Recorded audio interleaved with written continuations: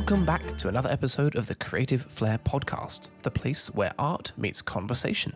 I'm going to be your host, James Carter, and today we're venturing into the complex world of Francis Bacon, a giant of the 20th century art world whose profound and often unsettling works continue to capture and provoke audiences worldwide. So let's dive straight into it. Francis Bacon was born to an English family in Ireland, in Dublin, in 1909, into a family with a military background. His father, a strict and authoritarian figure who was both a former army officer and a racehorse trainer, had a significant impact on a young Francis Bacon, who struggled with asthma, which often alienated him from typical childhood activities in a household that lacked any understanding of his condition.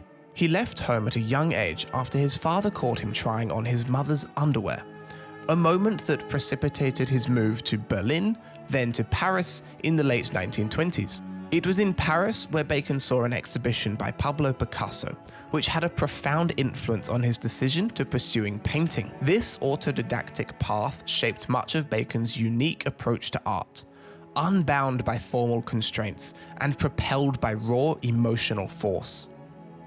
Bacon moved to London in his late teens, where he embarked on a journey of self-education in art and design. Intriguingly, Bacon was largely self-taught as an artist, propelled by his own curiosity and determination. Bacon's entry into the London social scene of the 1930s and 1940s also introduced him to a circle of influential artists and writers. Bacon once said, "I believe in deeply ordered chaos." Bacon's early career as a designer of furniture and rugs offered little hint of the visceral intensity his later paintings would possess.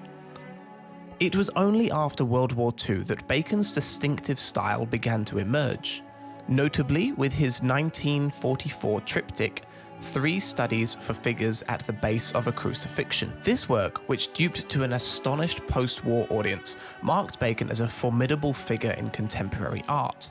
In his paintings, Bacon explored themes of existential dread, human vulnerability, and the abyss of the human psyche.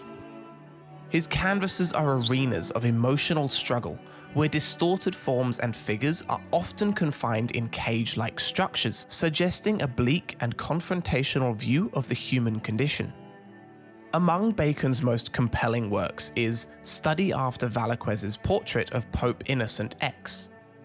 The painting is a reinterpretation of Velázquez's portrait, yet Bacon transforms the Pope into a ghostly figure, screaming in an undefined space.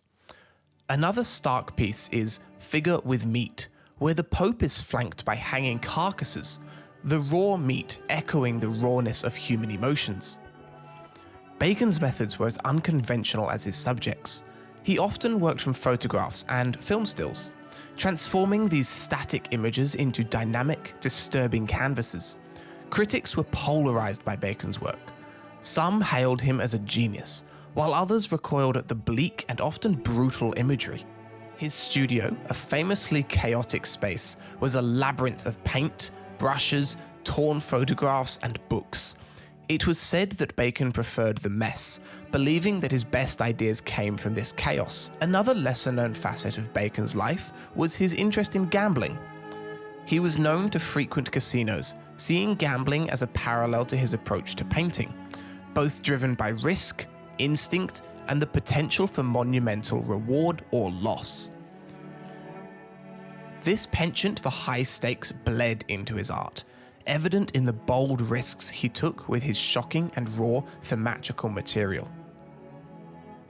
Bacon's life was fraught with turmoil relationships, notably with George Dyer, a former petty criminal from London's East End whom he met in a bar in 1963, is a saga marked by intense dependency and tragic fate. Dyer became both muse and torment for Bacon, appearing in many of his most powerful paintings, whose tragic life and death profoundly impacted Bacon and his work. Dyer's presence is felt in many of Bacon's later triptychs, which are definitely among his most emotionally charged works. Tragically, Dyer took his own life in 1971, on the eve of Bacon's major retrospective at the Grand Palais in Paris.